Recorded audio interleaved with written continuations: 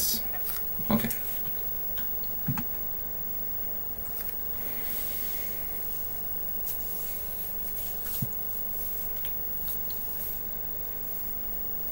Currently there's no sound because I paused the game, and as soon as I unpause the sound will play. Okay. Well, I've been taking trust that everyone's sound is fine, so I have no one to check it for me. Okay.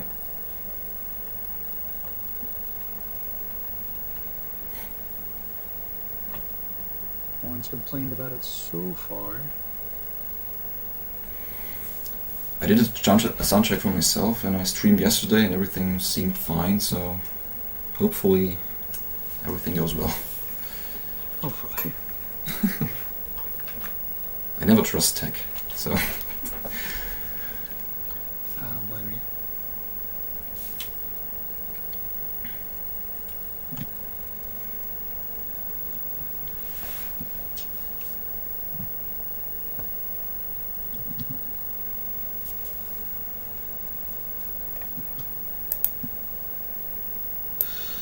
Okay, everything is set up for the most part. We'll just go ahead and kick it right off since we're still a bit behind schedule. Well, hold on, I gotta change the title.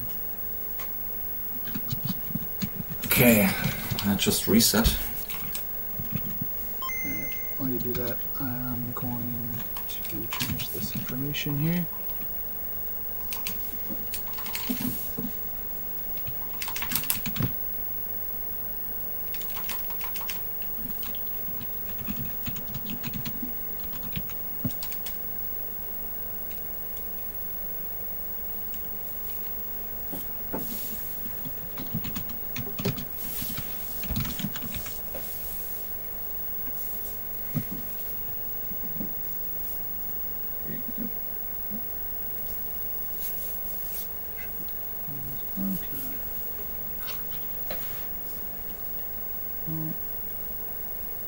To go ahead and stop the music, switch over, and turn the sound. Here we are. You should be live. Very nice. Welcome. Please count down when you're ready. Okay. Let me see. I have to get the. Here it is. Okay. Yeah, that's Quest for Camelot. I want to start a new game, and I am about to start in, I would say 3, 2, 1, and go. So, welcome to Quest for Camelot 100%. This is a Game Boy game, Game Boy Color, as you can tell, but it's not one of the best games out there, I have to say. It's also not one of the best or well-known games out there, but it's a good game to speedrun, I kind of noticed, so I'm doing this. Currently I'm the only one doing this, and feel free to jump in and head over to the Discord server that I created for this game, and you find all the information on the leaderboard on speedrun.com. So, enough advertising. This is a game where you have to, it's kind of a Zelda rip-off, clone, whatever, wannabe, Zelda wannabe I would call it, and you are facing an evil knight who's called Ruber. There's also, by the way, there's also a movie. This game is after a movie.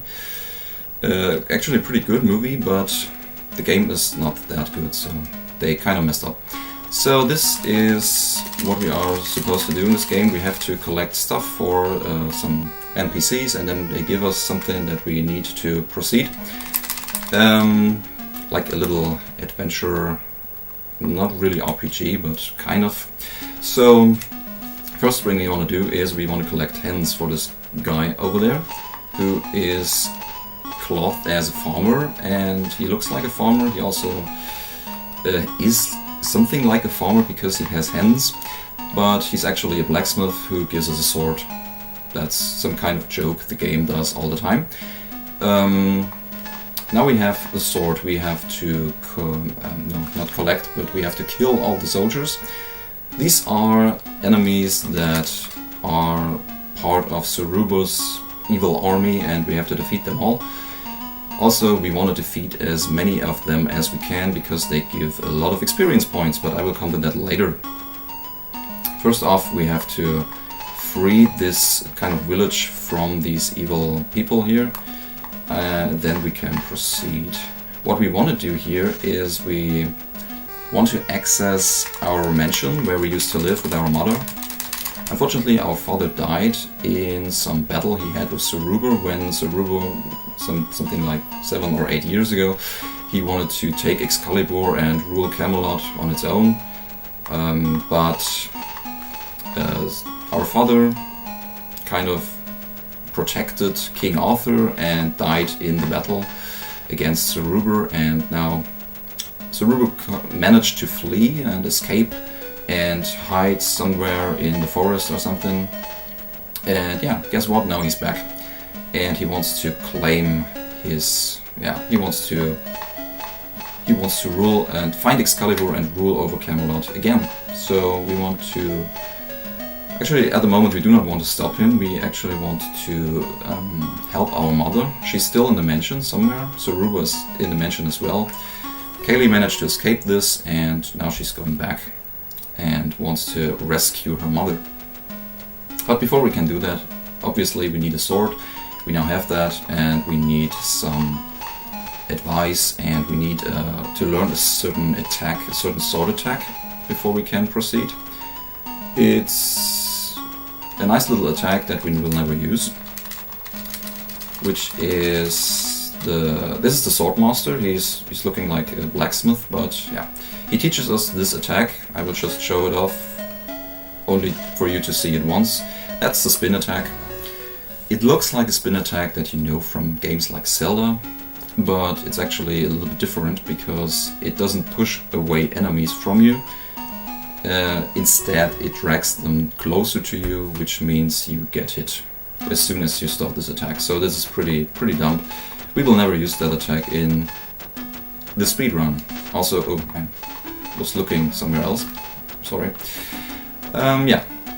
Now we kill more soldiers. As I said, they give you lots of experience points, which means they give you 4 experience points each, which is pretty much the most experience points that you can get for an enemy kill. So that's why we do that. So now we enter the mansion. The mansion is haunted by ghosts at the moment, so we have to get rid of them all. Again, killing all the enemies is required. That's, by the way, that's only in 100%. There's also an any percent category, obviously, and any percent skips a lot of stuff, and yeah, a lot of items and stuff, optional stuff. And in any percent, it's not required to kill all the enemies in this area. In 100% it is, because killing all the enemies opens a room that contains 2 items that you have to get.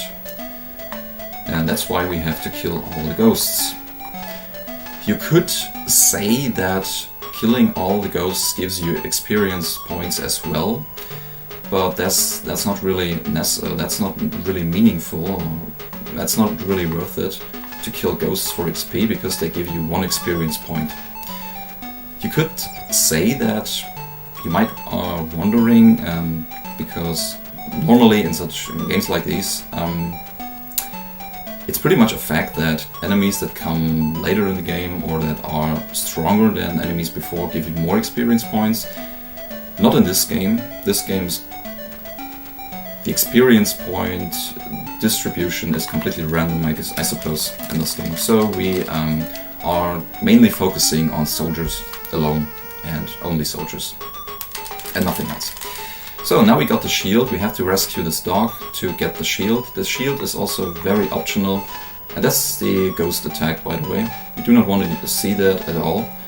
And now we could see it twice. That's pretty bad. I'm taking it slow here. I do not want to lose that many hearts, because I do not have that many. That's the wrong way.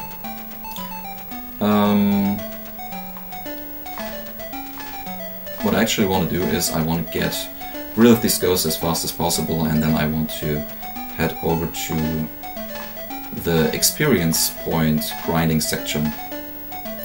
So before we do that, we have to find an item, and with this opportunity we also use this opportunity, we'll take this opportunity to kill all the ghosts here,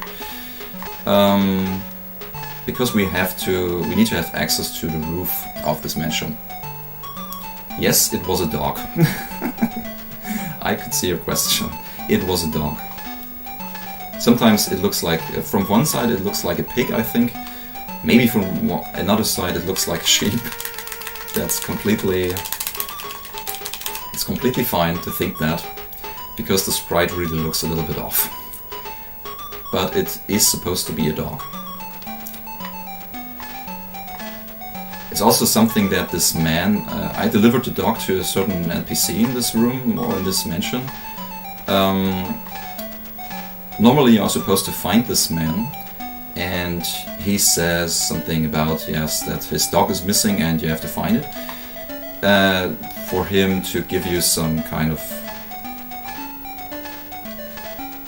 item as a benefit from that. And he tells you about his dog, so you know that as a dog. But the problem with that is, as soon as you talk to him, he runs away to a different room in this area, and we do not want him to do that, because that's just not necessary. We can just deliver the dog to him and be good to go. So now we should be... Yes, I'm pretty sure that was... That's the right dog emote. Very well. So now we are good to go. We have killed all the ghosts, I suppose. I'm pretty sure about that. So we go back to where the dog was. There was another path that leads us to the hidden or secret room or sealed room, whatever. So there's a door here. This door only opens, or is only crushable with the sword when you killed all the ghosts.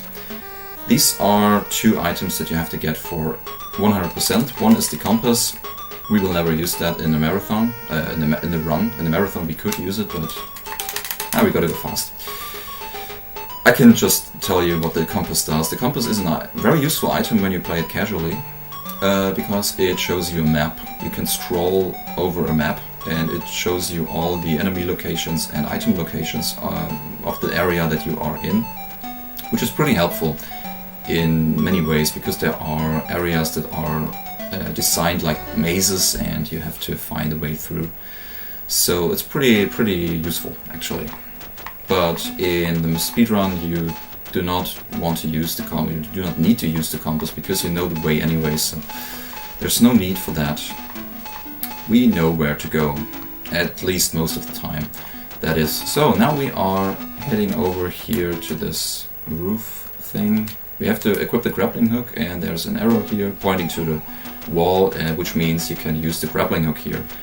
There are exactly 2 locations on the game, so now we reached a new sword level. Sword level 2, I actually want to grab that heart. And this sword level means our sword gets more powerful. We can kill enemies a lot faster now. Like, we only need 1 less hit to kill them, which is nice.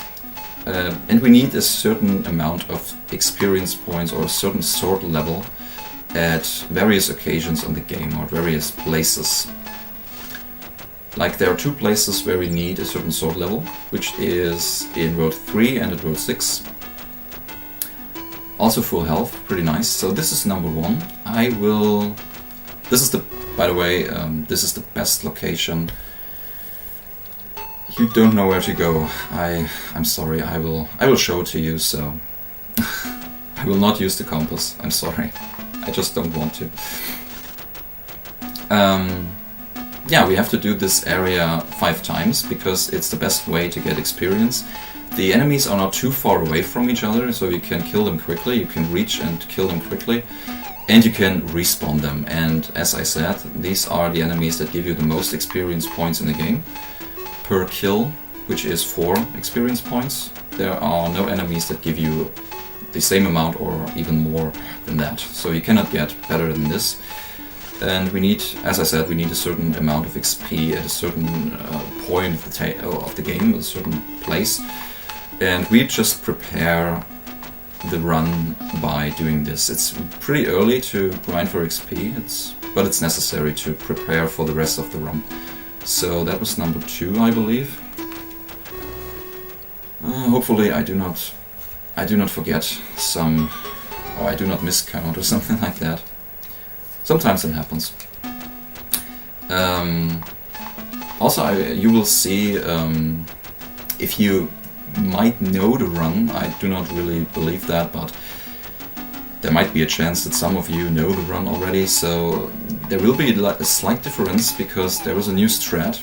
Actually, there was a new strat found by my 10-year-old son, which is pretty nice. He was fooling around and playing around with the game, and he found out that there's a certain area in the game where I always thought you have to kill all the enemies in the area, which is not required. You only have to kill some of them, and not killing the enemies in this area means you have to accommodate for the missing experience points, so that's why we do this 5 times instead of 4 times as we did before. And now we can use the new strategy to clear an area in the later game a little bit faster, and it actually saves some time. So killing these enemies here with 1 additional cycle instead of there, it's just faster because the other area the enemies are too far away and it takes longer to kill them. So that's pretty nice to have. And that resulted also in a new world record, or in a new, by the way, it's an uncontested world record. I do not have any competition right now on the leaderboard, unfortunately. Feel free to join in, as I said. Speedrunning prodigies. Yes. Absolutely. And yeah, this should be number 4, I believe.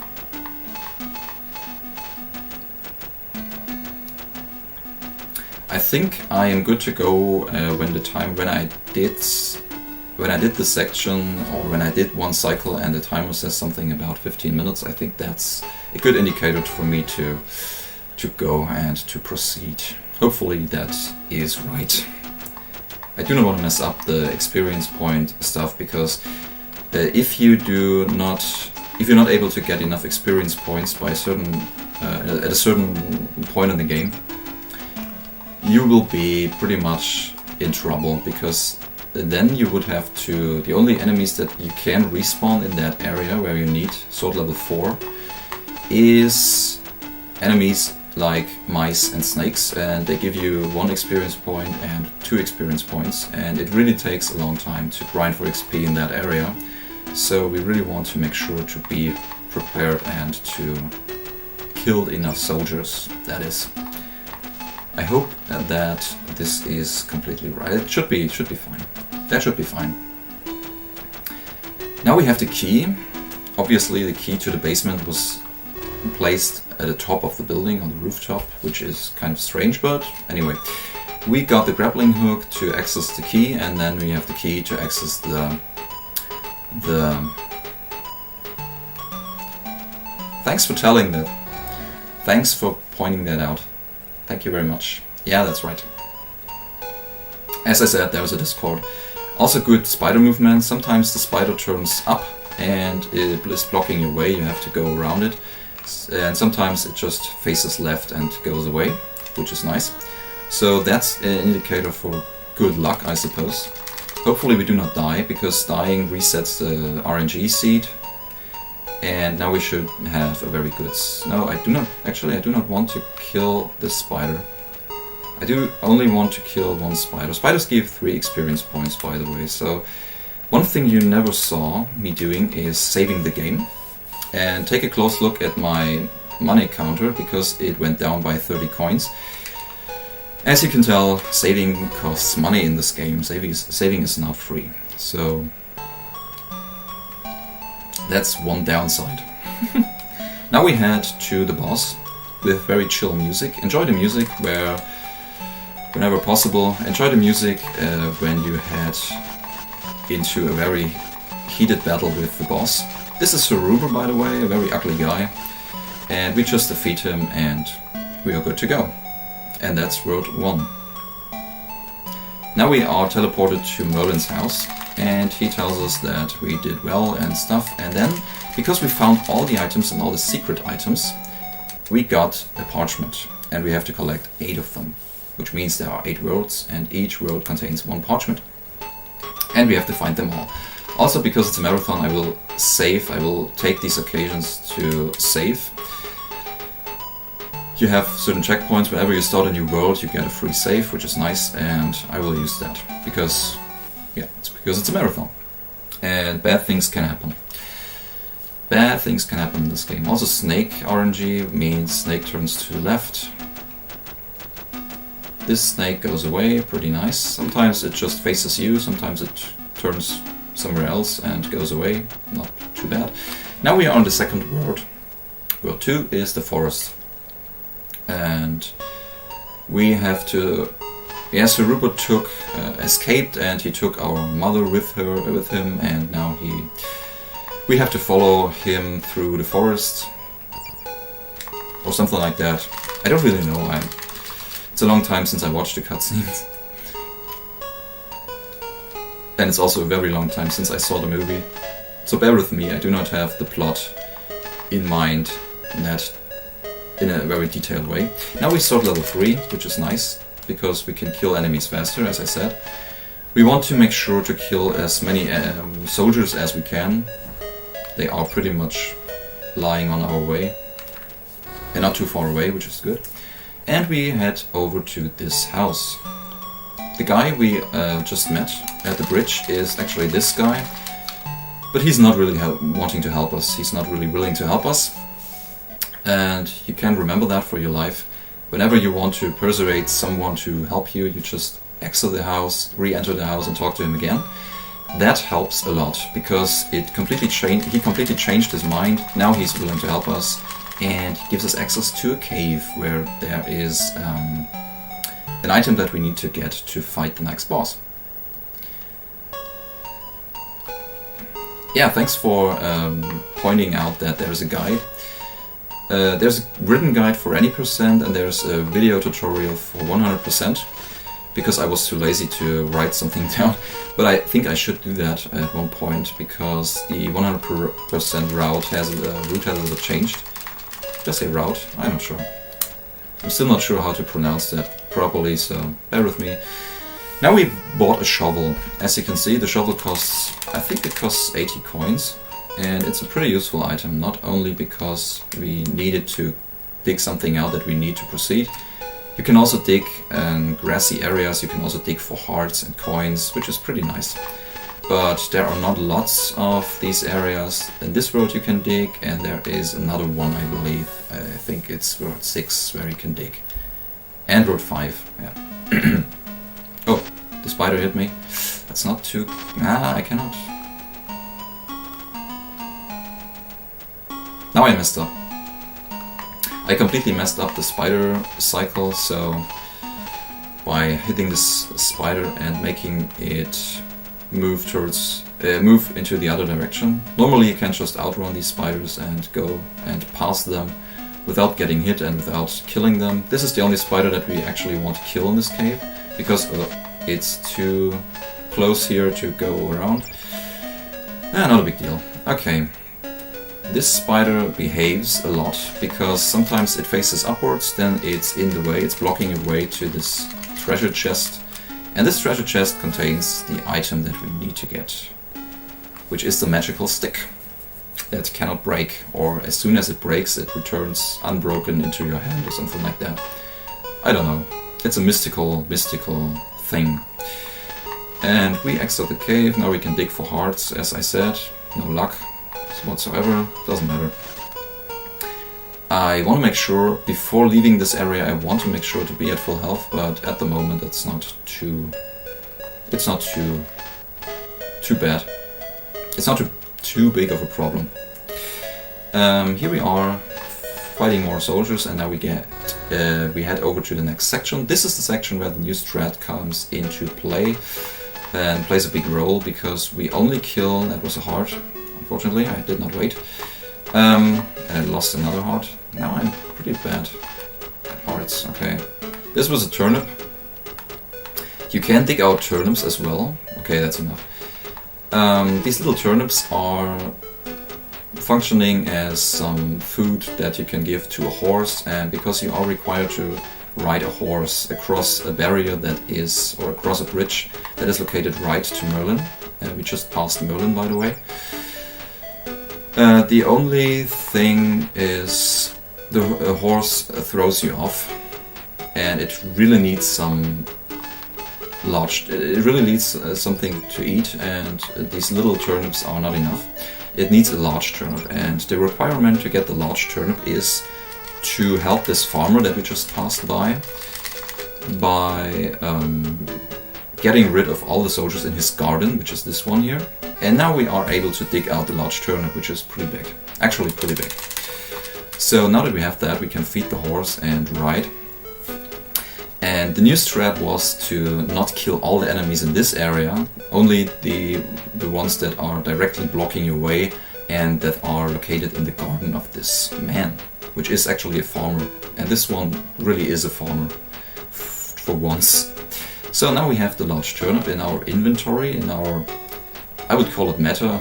I never call it that way, but I would call it now some kind of meta inventory or sub inventory or something. You cannot access it in the menu, you cannot put it on the button.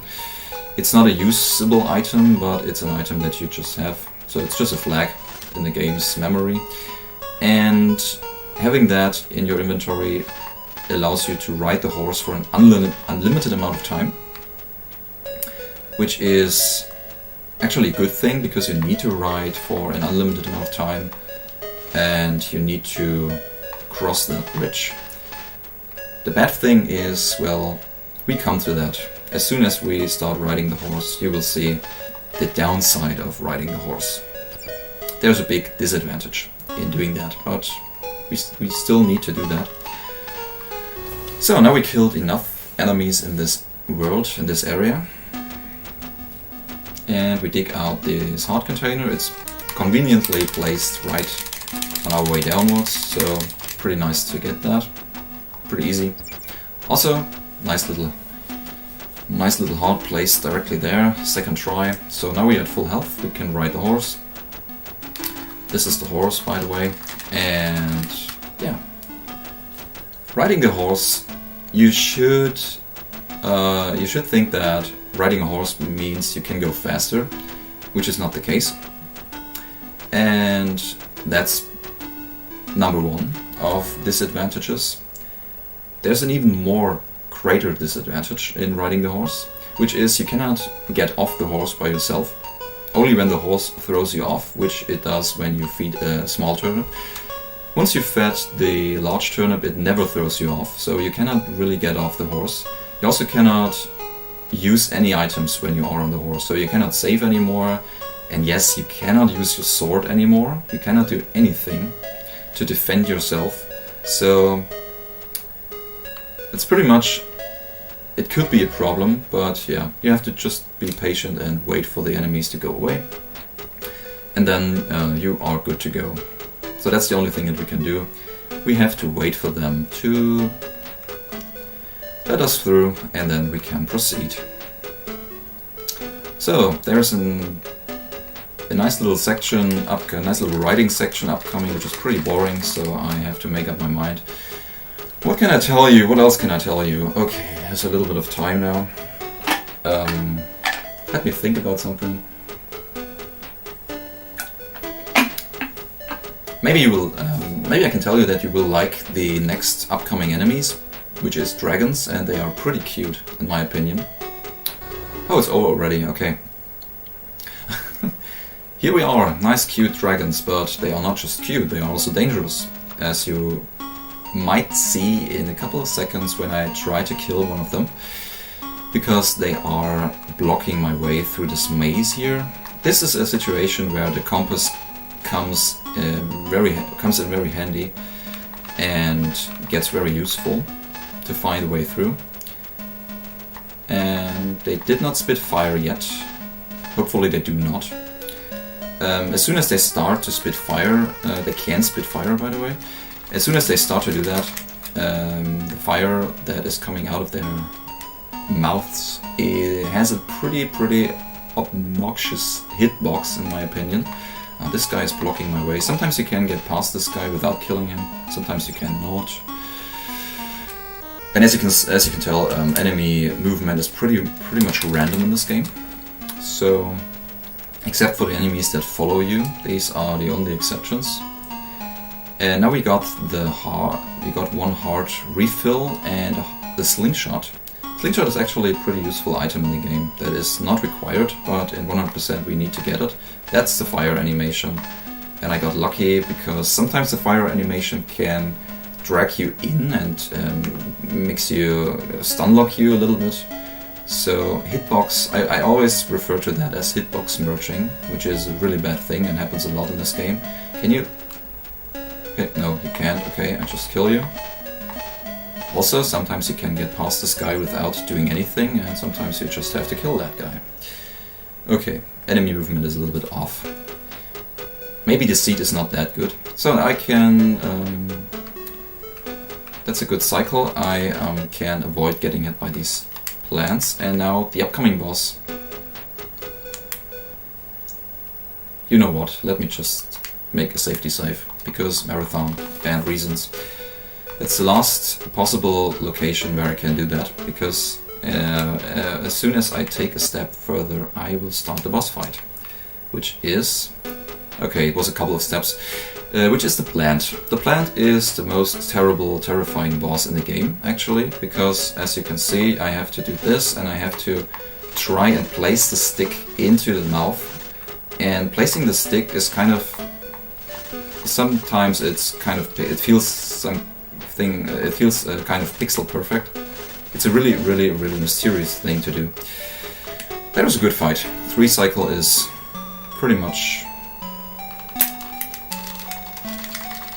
well, actually pretty good, so to speak. So now we got a parchment, next parchment, and we can head over to the next world. Pretty well.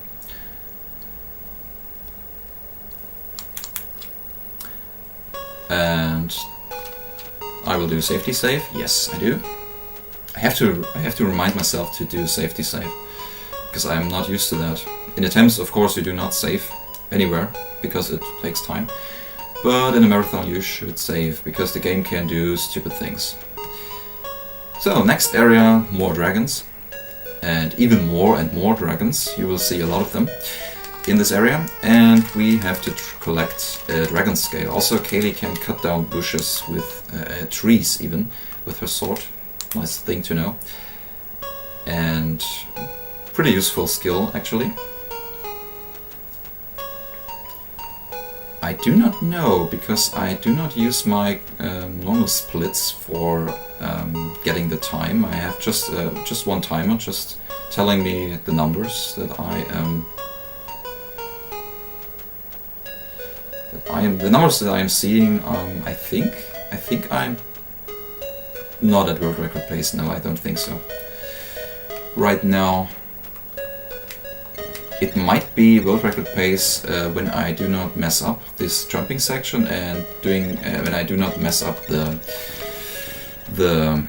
key maze and stuff, because the world record contains some slight little mistakes by me. Also, this is the Swordmaster again. He teaches us another technique, which is pretty useful and really required, because it allows us to run, and running is obviously a lot faster than just walking. So I kind of messed up the stone cycle here. Maybe I can get the... yeah, thank you. I can get this cycle, that's pretty good. And this is also the hardest part in the game when it comes to platforming, because jumping in this game is really awkward. As you can tell, I have to adjust myself after every jump, because you cannot just jump over a certain amount of tiles or something. This is the dart attack, by the way. And running is a lot faster than walking.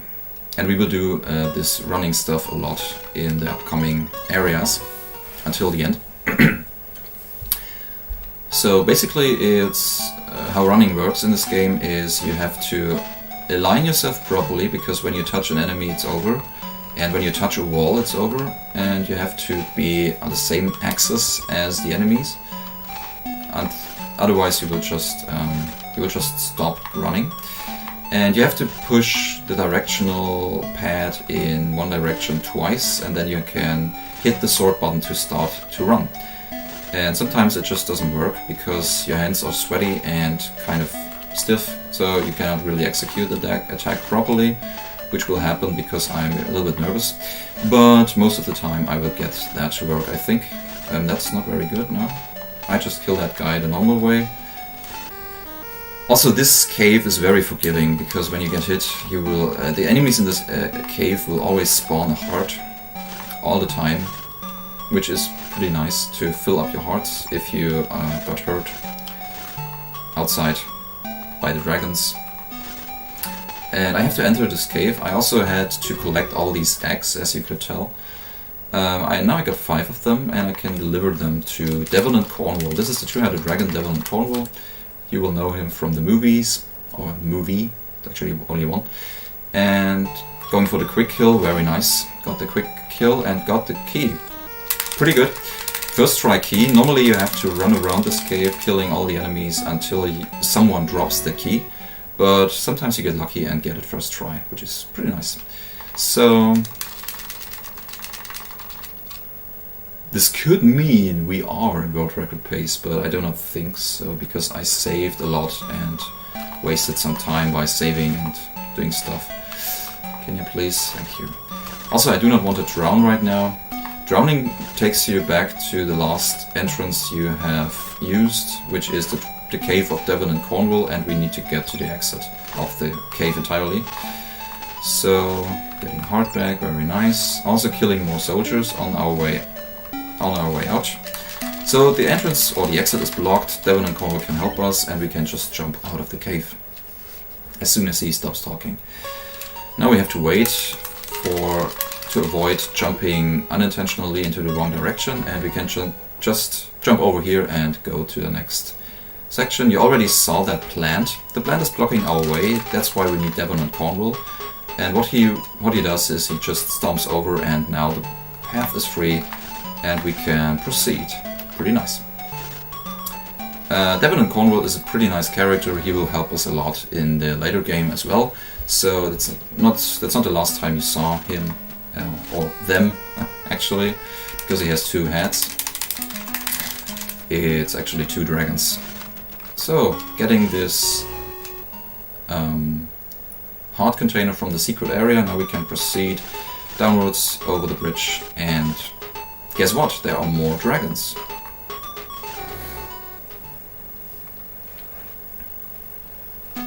But we don't want to kill all of them, we only kill some of them. And unfortunately we have to run into them twice. That's bad actually. I kinda messed up. But I got a heart back, okay. Not too bad. So yeah, I have to run into them twice, which might look like a little bit strange, but I have to be at a certain distance, and then I can run into them again, so that was pretty good. And you have to be able to execute the dart attack pretty fast sometimes. So now I can just outrun this guy, kill that guy. Hopefully he despawns as fast as he can, okay. Before the other one reaches me, and then I take this heart refill. Also, the heart refill is some kind of healing potion. It works the same way as a red potion in Zelda does. It heals you completely, but it can only be used once, and it does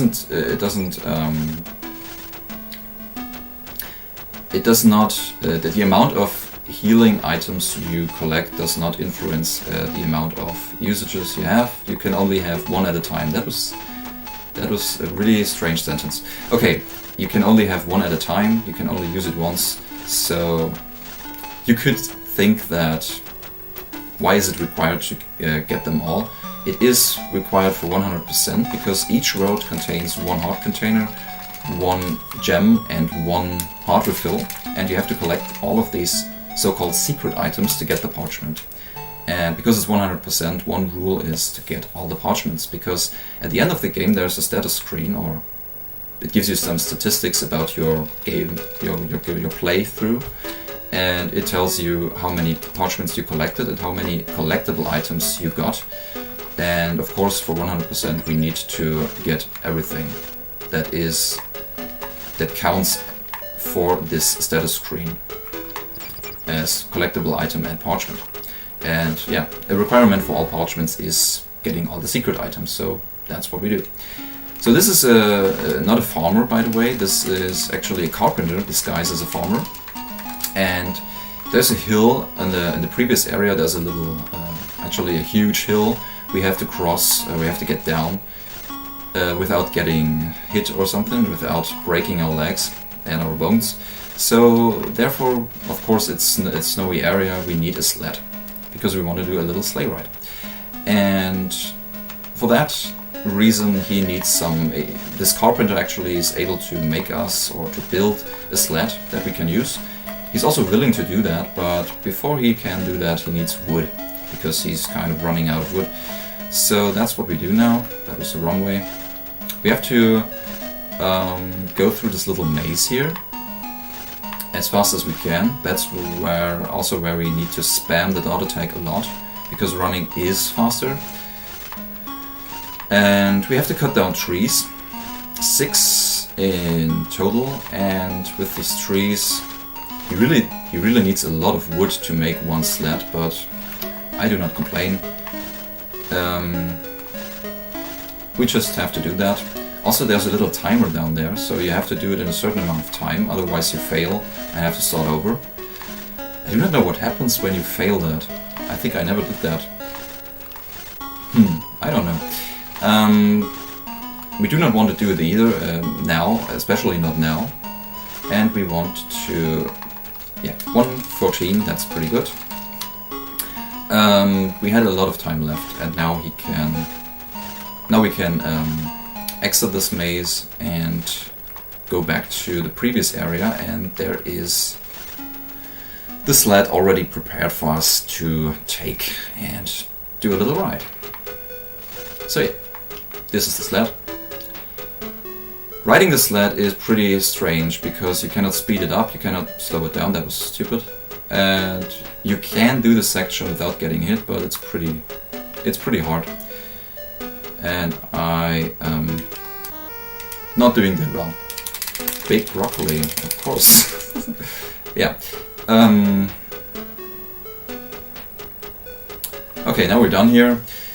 Now that we're done here, we have to face one of the worst enemies in the game, mice, because they run around very fast and they are hard to get, hard to kill, hard to hit sometimes. I will do a little safety save, because there's a chance I mess up the next section, which is a little quiz. Merlin is here and he tells us that we do not only need physical strength but also be mentally strong to face Ruber, and he gives us a little riddle section. So this is also the section where the world record pace will be thrown out of the window, because I will take my time and read through the questions. Also, you might want to have a chance to answer them correctly. All the people out there who saw the movie might be able to do that, and all the other people who watch the run closely will also be able to do that, but not all of you will be, I think. Our leader has a rule, just if I repeat the king's name, of course it's King Arthur. Your mother is in trouble and her name was Juliana. I can do that really quick. Also, there are not always the same questions. It's a pool of 24, 25 questions or something like that, and you get 5 of them out of the pool, randomly chosen. And the good thing is the answers are always placed in the same order, and it's always the correct answer is always in the same place, so to speak. So that's a thing you might not know. The two-headed dragon, Devon and Cornwall, is actually not able to fly, which plays a role in World 6, because we have to help him to be able to fly. The king has an advisor. Everyone should know the name. Yeah, it's Merlin. And then another one. The father had a friend. This friend is actually willing to help us, and he helps us through the run, through the game, through, on different occasions in the world. He is just appearing and teaching us sword techniques, and that's a guy called Swordmaster. Of course, it's not a farm. You could say it's a farmer, because there are a lot of farmers who help us, but it's a Swordmaster. So now that we are the dragon question, yes, would have failed. Okay, I understand. Sometimes these questions are a little bit hard and far-fetched, but sometimes they are. Sometimes they're making sense. Okay, not too big of a deal. We are now heading into the cave, and this is actually the wizard cave, or the cave of an evil magician, and we have to kill that guy in order to weaken Rubus' army or something like that. I don't know, we just have to kill that guy, we just do that. So, unfortunately, the entrance to the wizard's lair is closed, or sealed. You have to open it, and in order to open it you have to solve a little puzzle, a little stone puzzle. It's not too hard, because the answer or the solution is always the same, and you can just know it. But you cannot just use that knowledge to put down the solution and be good to go. You have to collect these maps that I am just doing. Oh, we should consume water. I already did that when I was riding the horse over that bridge. I took a sip, but yes, you are right. I should do it again, I think. That's a good reminder. Yeah, stay hydrated, folks. Of course. Yeah, now we got to... Also there's... Let me take that heart, because I want to be at full health.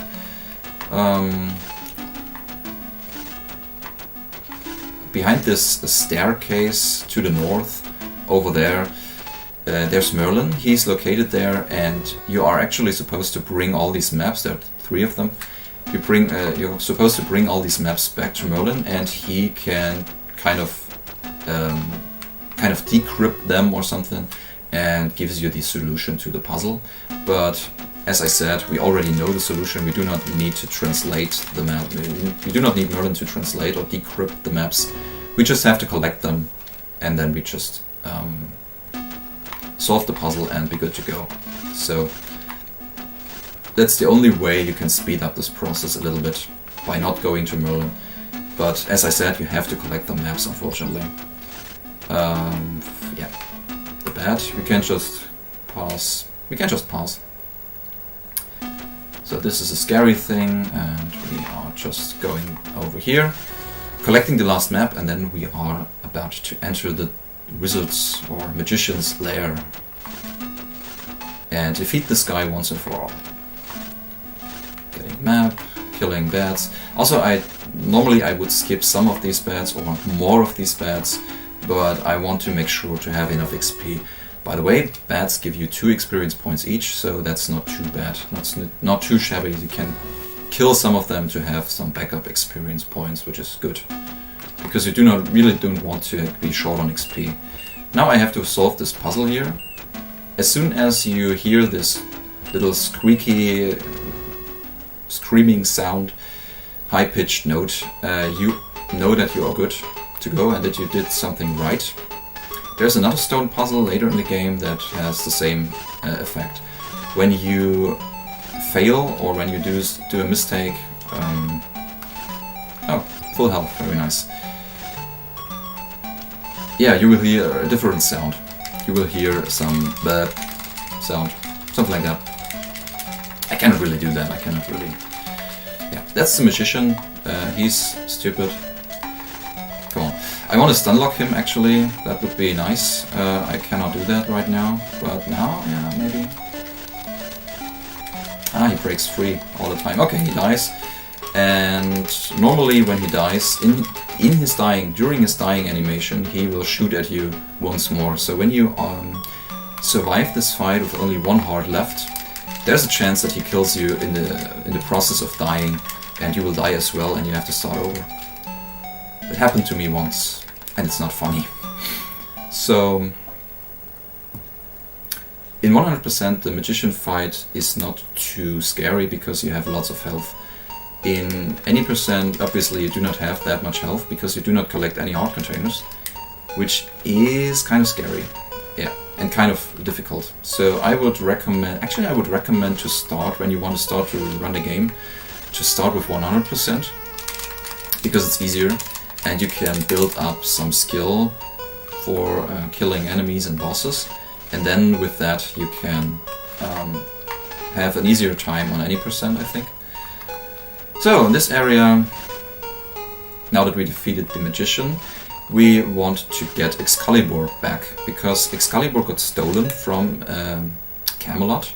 There was Sir Rubus Griffin was stealing Excalibur and dragged it into the forest, and the Griffin was attacked by Merlin's bird called Aiden or something. I don't know. I don't really know.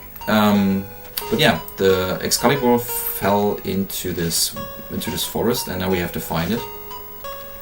In order to find it, we first have to collect some... Actually, we are supposed to collect maps in this area. So we have to dig out maps. The first one we get, there's also Garrett somewhere here.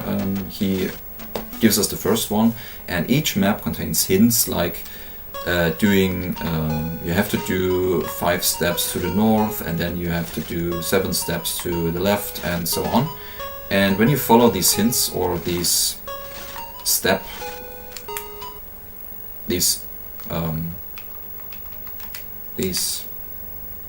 there's a word missing, I'm sorry. When you follow these instructions, that's the word. When you follow these instructions, then you will finally get to the place where you can dig out this magical flute that I just did. And you have to give this flute to this bird. And the bird gives you the lead bracelet. And we need the lead bracelet because we want to be heavier. Because of a specific reason we want to be heavier, actually. Because there's some wind, and you already saw that when we needed a horse to cross this bridge with some strong winds on it. Yeah, we could use the horse to be heavier and to cross that, but now we do not have the horse, so we have to get the lead bracelet to cross this wind barrier here. And now we are on the next section, killing some snakes because they are in the way. We need to hit that switch that opens up this cave, and we need to make sure to not touch a bone that is lying on, that is conveniently placed on the way to the door. So, because touching a bone will immediately close the door, so do not do that. And we are entering the cave. This is actually the ogre's cave, because as soon as Excalibur fell down into the forest, there was an ogre who found it and took it with him into his cave. And now we have to visit this ogre and get Excalibur back, of course.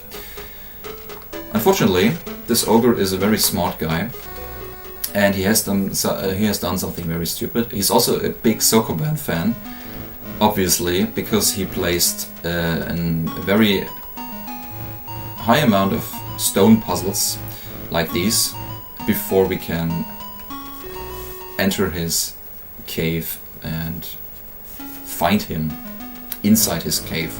So we have to solve these puzzles. If you know Sokoban, you are good to go. You know what to do. These rooms are always the same. There are 7 rooms that we have to do in any percent and at 100%. And the result will be that we get an item that is called the snorkel, and we need the snorkel to cross some water before we can access the room, the boss arena where the ogre is hiding. So we need to have the snorkel to be able to swim through the ogre, and that's why we have to do these rooms. And you cannot really speed up the process. Also, you might be wondering why I do not run. The reason is I cannot access the menu, and I cannot access my... It's actually the same thing as riding a horse.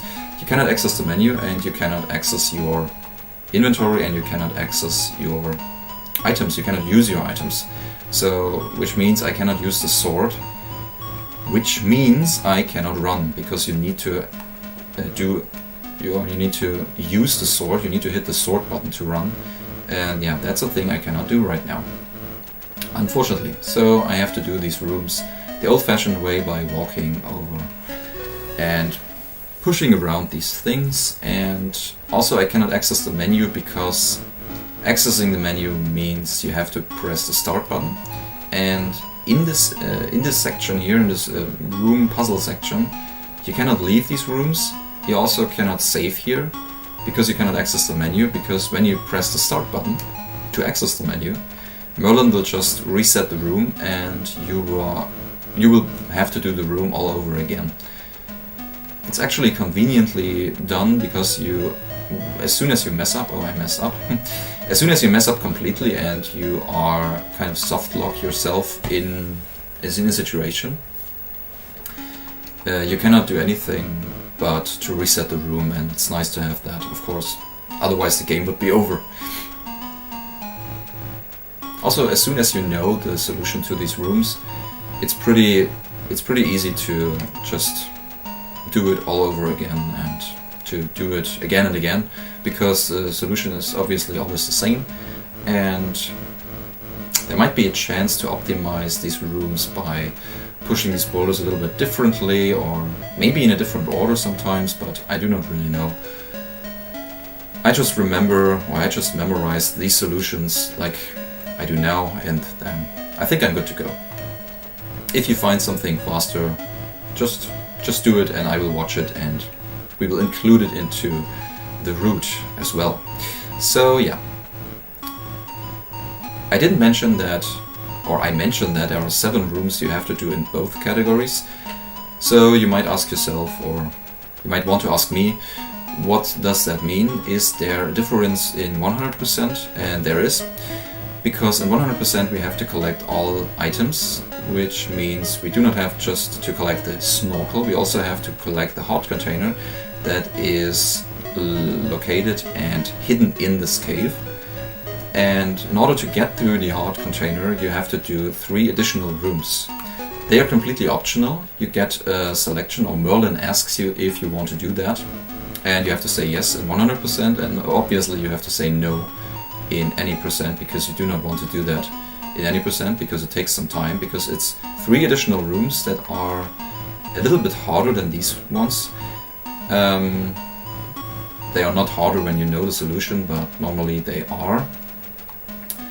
And yeah, that rewards you with the heart container in this world that you have to get to finally get the parchment for this world. Do not know if I said that, but there are 8 worlds in total, and there are 8 parchments. So in each world there are hidden items, secret items, I call them. And to collect all the parchments, you have to collect all the secret items. Yeah, just to repeat that fact. We are about to finish. It's the second last room for any percent, I believe. The best way to do that is to start filling up this room with boulders on the left, then you fill up the right side, and then you take the middle one. In my opinion, that's the best solution, because you are not getting in your own way by pushing around these boulders in the target room. So that should be fine. That should be fine. Let's do that.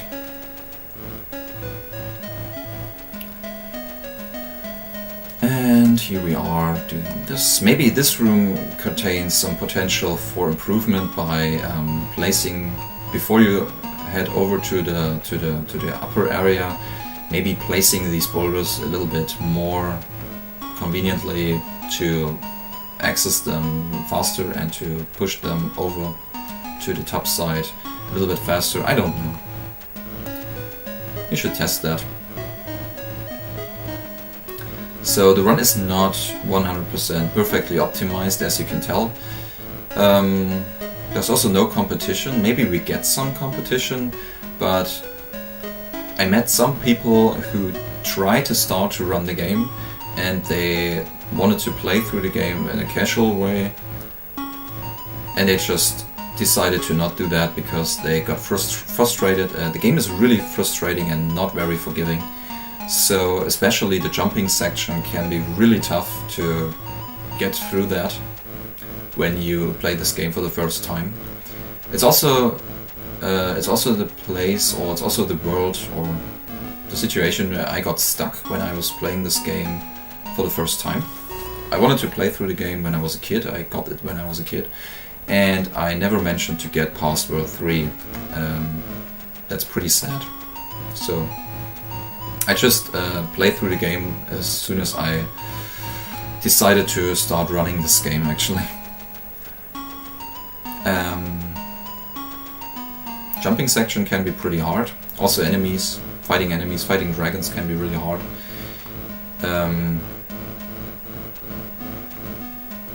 I would recommend, if you want to, that's the point. That's the point I wanted to make.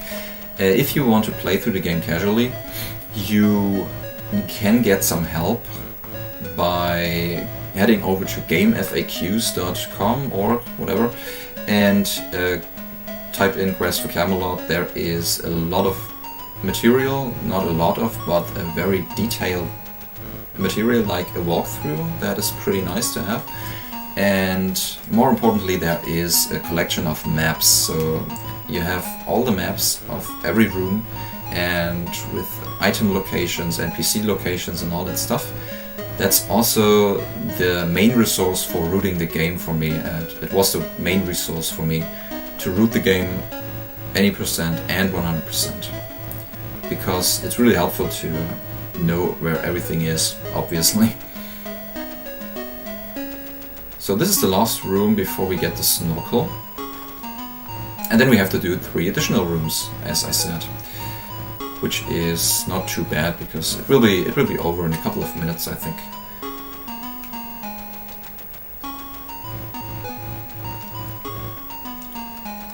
That is actually a mistake. I can do it faster by just pushing it one more tile downwards, and then no, it's wrong. I have to go this way, yes.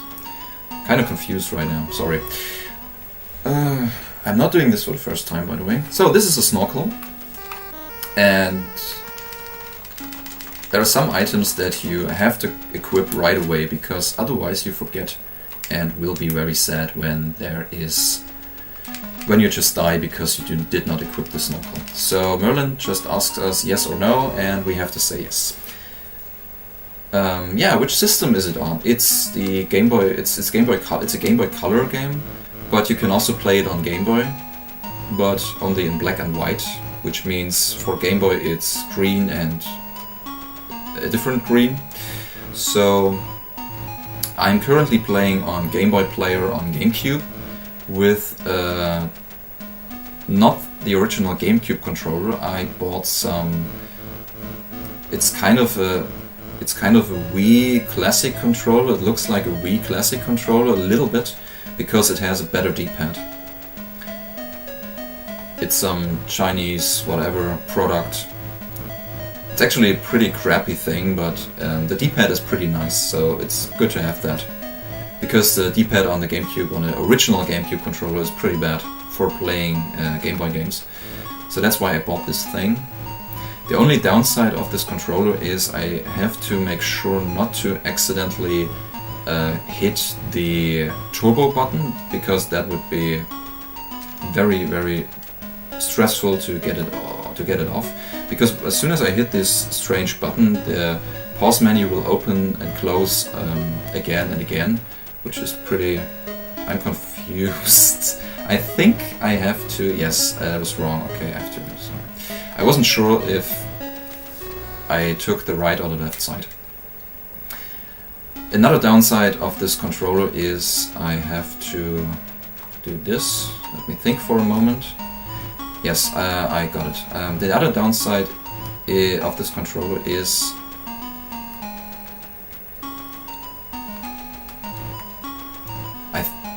for a brief moment I thought I messed up, but I didn't. The other downside is there are some 3D control sticks on it, like a left one and a right one, and I have to make sure to not touch them because it will mess up my controls for whatever reason. So this controller is kind of crappy, but I have done some marathon runs with it, so it's not impossible to run this game on this controller, but it takes a little bit of practice to not accidentally push any buttons that you do not want to push. It's strange, but it works, so I keep doing that. I could also use the Game Boy Advance with this nice little adapter cable. That would actually be better, but I do not want to have this Game Boy. It's too much cable stuff running around through the room for me, so I do not do that. Maybe I should, because it's a way better controller than this one, but no, I don't know. So this is the last room that we have to do. So we are finally done with boulder pushing, hooray! And we got the heart container in this area, which is nice. So yeah.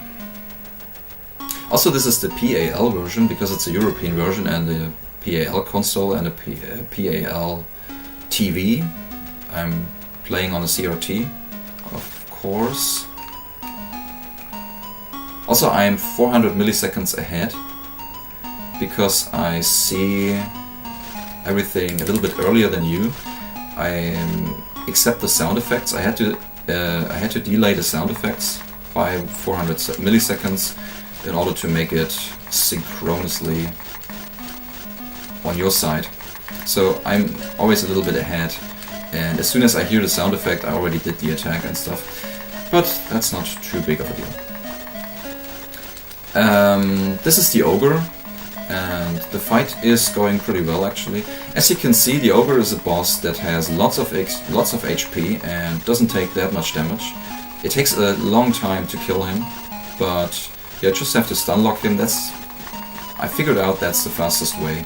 In my opinion, that's the fastest way to kill this guy. That was a perfect fight. Sometimes he breaks free of his stun lock and you have to do it again. And also I used a nice little trick there.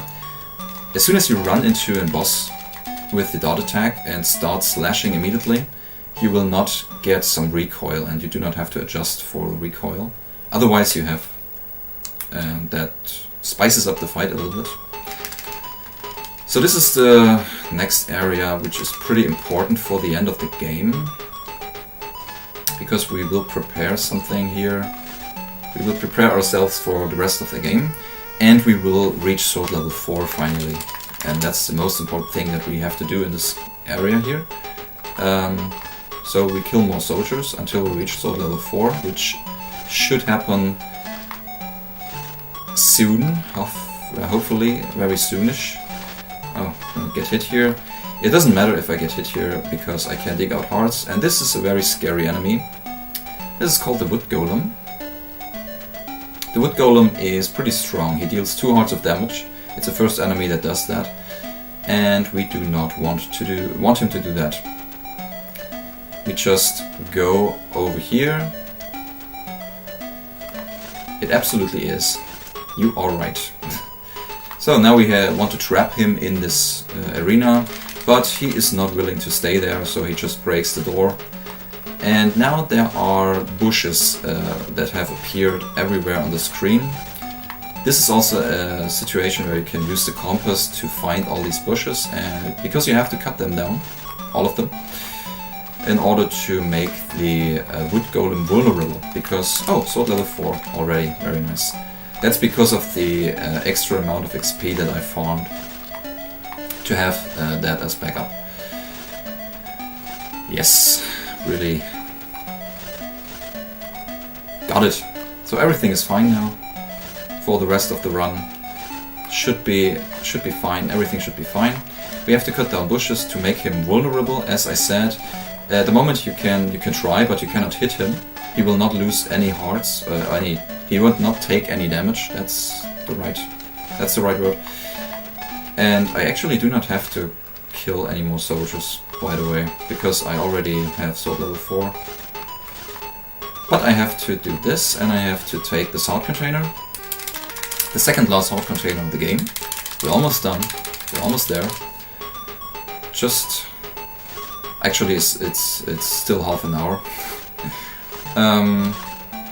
There's a lot of stuff to do in this game. So this is Garrett also. We do not talk to him, we do not need to talk to him. He is telling us about this trap, and he's giving us this advice to trap the wood golem. Also, I will do a safety save, because I really don't want to get hit by the wood golem. I have to make sure to not do that. That's pretty important. And now I have to kill this guy, hopefully without getting hit. The reason why I'm not running into him and killing him fast is because his hitbox is very strange. Sometimes he can hit you, and he just did. So I messed up. I will just die. I'm sorry about that. That's a mistake. So also you can see a nice picture of Ceruber, because that was just intentional. And we load the save file again and do it again. No problem.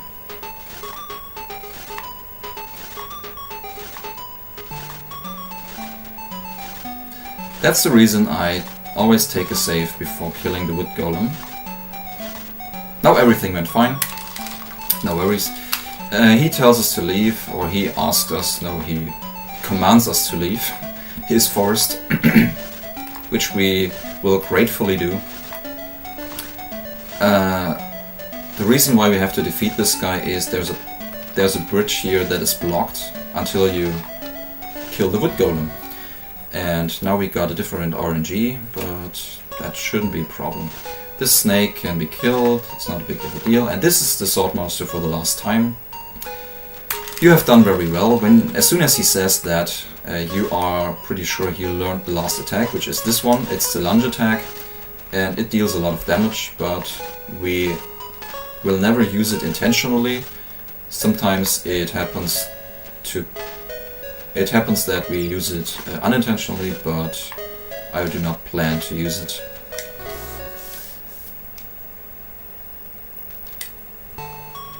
But it doesn't matter. The dot attack is pretty much important, but this lunge attack is not that important. But I decided to make that rule that you have to learn all the sword techniques in this game to get 100%. So why not? And that's why we need sword level 4. So now we have to collect an orange and an apple, because guess what? There's Devon and Cornwall with his 2 heads, and one head is pretty much fancy about apples and one head is fancy about oranges, and we need to feed him in order to give him enough power to be able to fly finally. And that's the solution to this question that you didn't know, obviously, because how could you? How could you know? Because this situation just appears now. He's not able to fly, but now that he got his vegetables, he is able, or his fruits.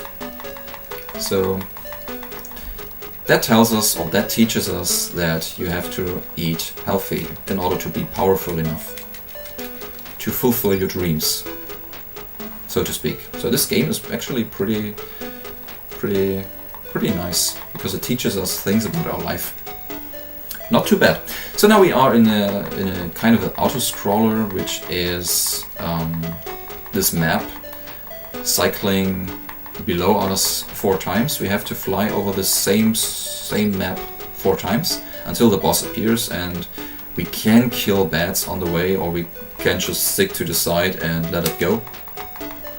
It doesn't matter, we cannot speed up the process. There are 2 modes, or 2 speeds, 2 velocities that we can use to fly. This is the fastest one. If you press up, you speed up, and if you press down, you slow down, obviously. And as soon as the section starts, I always speed up, and then this is the fastest speed that you can go, which is pretty lame, but you cannot do anything about that. As you could see, that was a little skip there, so we got through the 3rd cycle, I believe.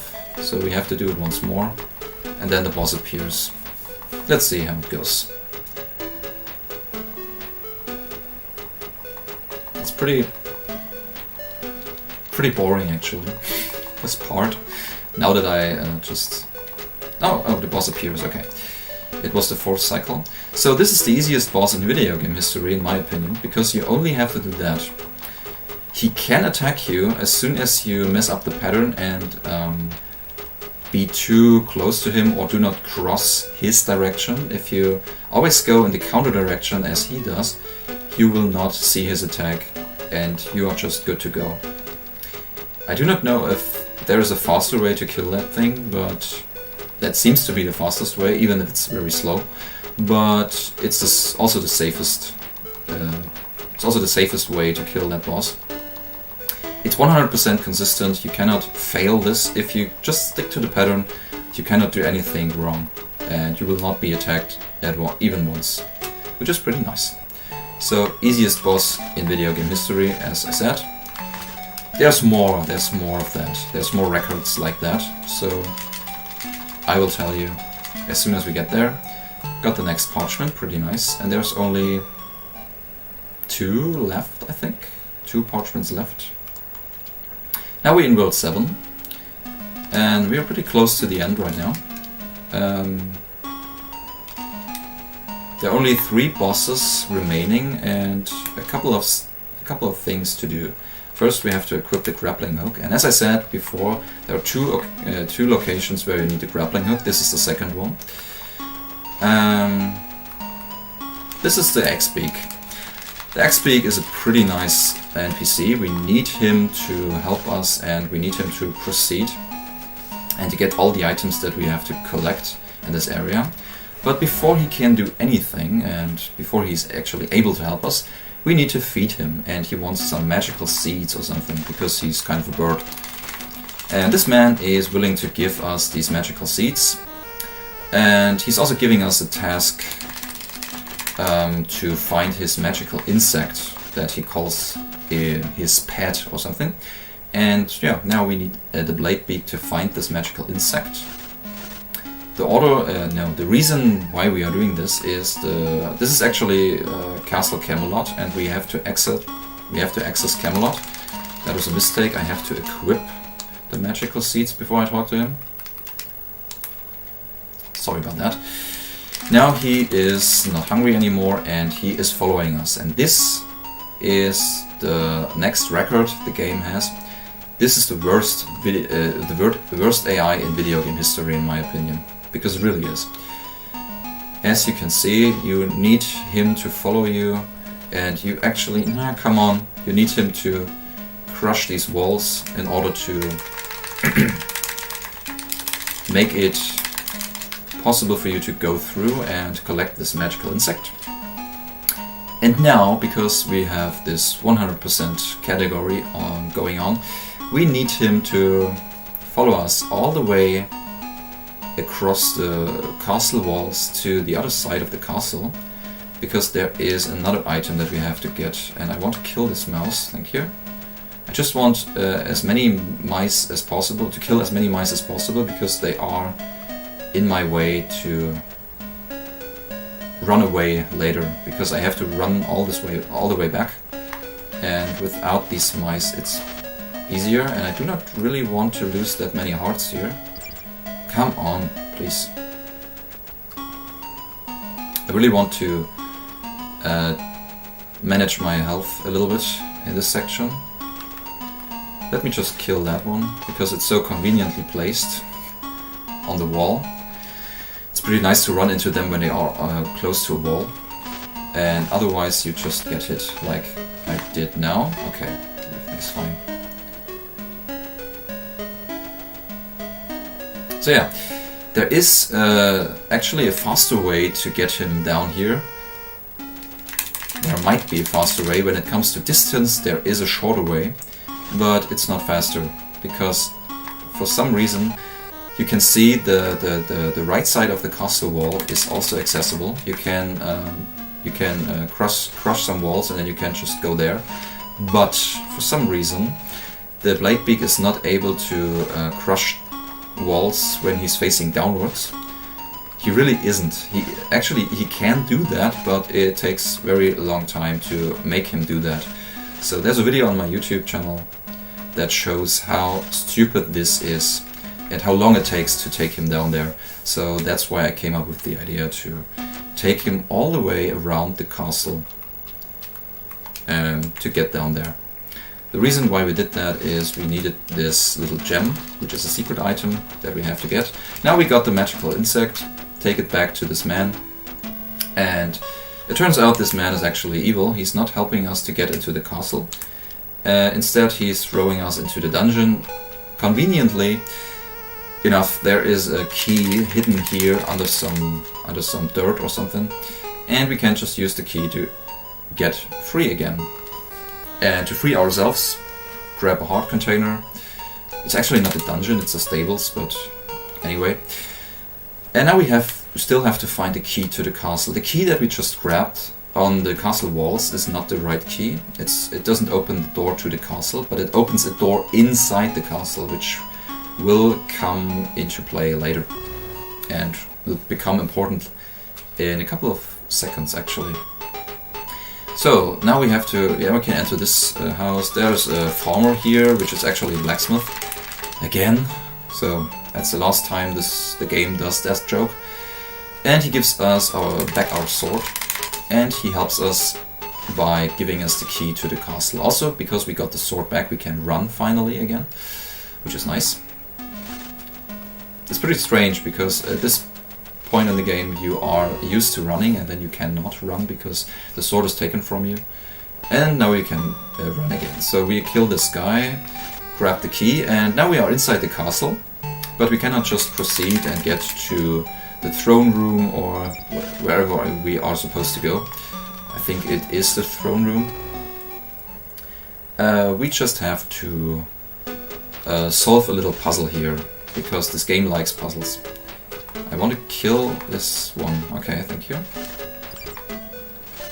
So, in order to do that, we have to open up a various amount of doors, and each door is locked and can only be opened with a certain key, with a specific key that we have to find. So this is a kind of a maze. There are lots of doors, and as soon as you got to them, when you do not have the right key, it just doesn't open and it says something like the door is locked.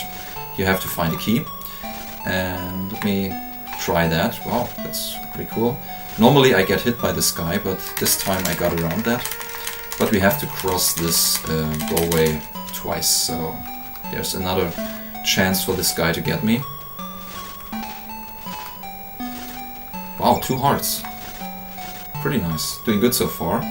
We have to go over here, take this key. And this is a section you really have to learn by heart.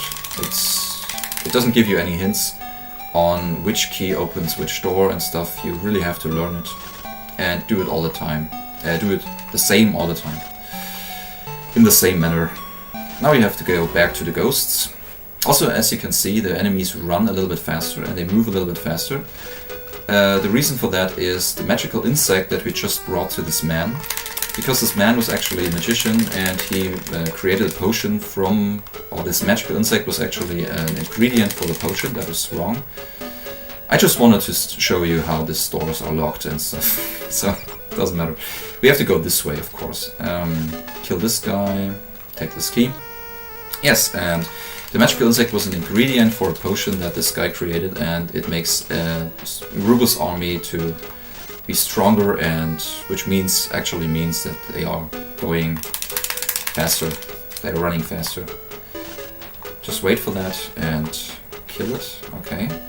As you could see, as soon as I step on a tile where a door previously was located, Kaylee just immediately stops running, which is pretty stupid. Because you have to do the dot attack again. And also I cannot start running when I am standing in a tile that contained a door before. Which is pretty stupid, because I cannot defend myself in a proper way. So, only 2 keys left. It's this one. Do not forget this one. I had a run where I forgot this key, which is pretty bad, because you have to backtrack all the way over here. So now we can exit this area. We are done here. We got all the keys. Okay, 1 heart short, it's not too bad. the upcoming boss fight can be really, really easy or really, really finicky, depending on how RNG and how the boss really behaves. If he decides to be a troll, then the fight can be pretty dangerous. Otherwise, it's going to be pretty easy. Taking the last key. This is the last key, and it opens the boss room. And there's one key in this area that is not required. It's a fake key. It doesn't open any door. Instead, you have to collect the key outside on the castle walls. That is actually the second key that you need.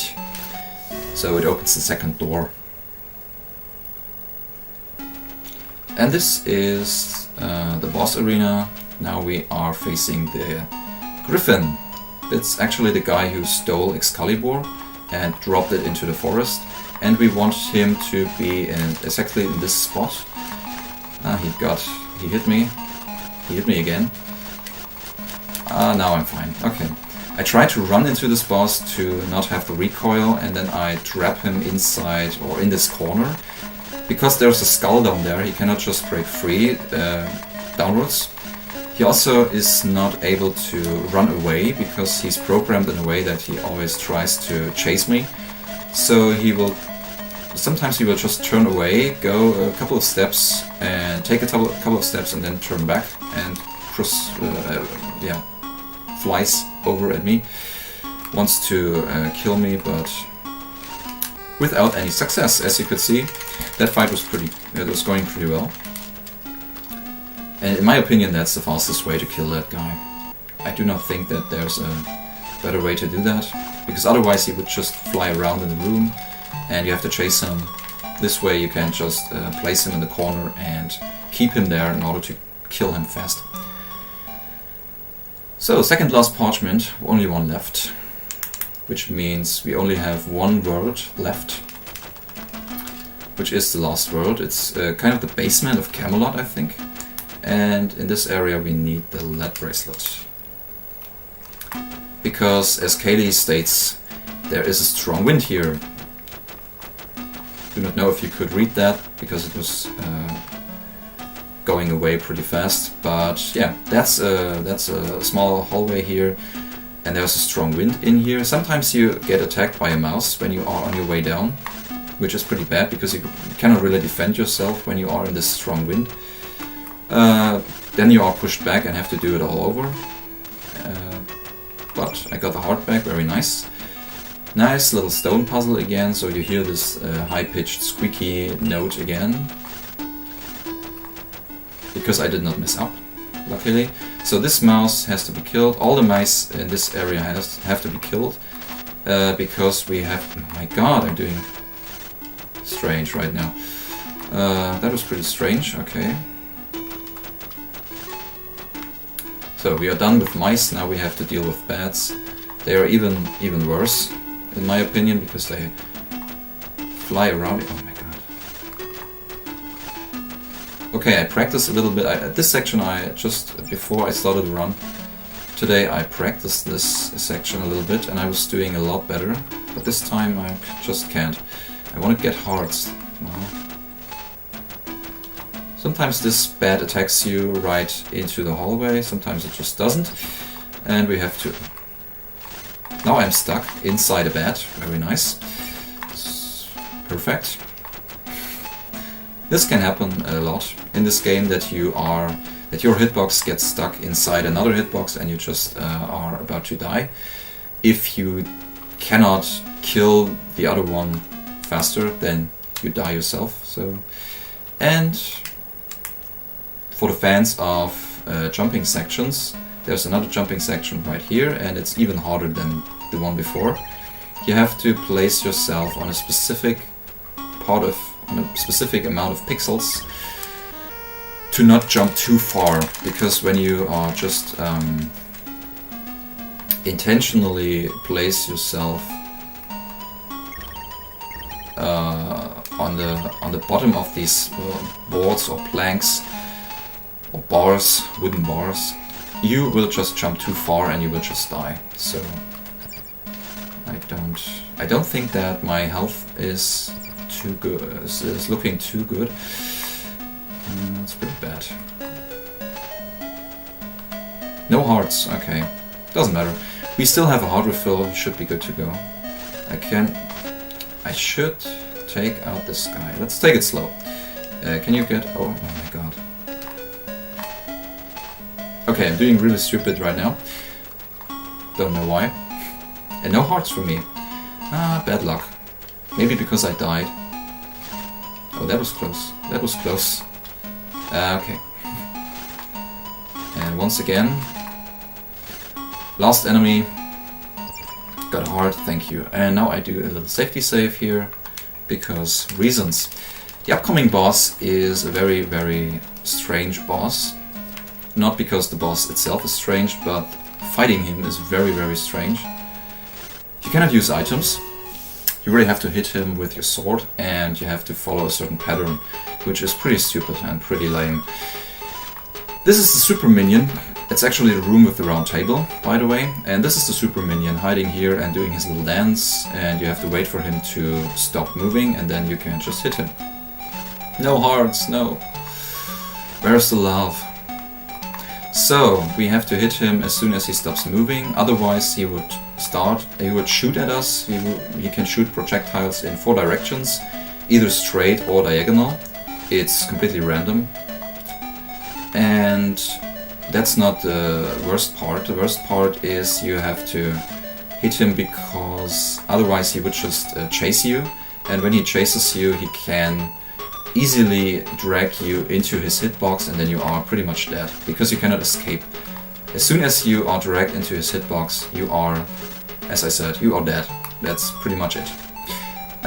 You cannot break free, and you cannot slash him away or push him back, because you cannot hurt him you only can hurt him as soon as he stops moving. And when you are inside his hitbox, he never stops. And he never becomes vulnerable. And he has lots of health, as you can tell, so you are not able to kill him faster than you die. So the run is pretty much over. And there was a run that was on world record pace and died just because of that, which was pretty sad, actually. So I want to make sure that this does not happen, and I want to kill him as fast as possible, which is the fastest way is to hit him as soon as he stops moving. Oh, that was wrong. Now he chases me and he stops moving. Okay, that was a nice save.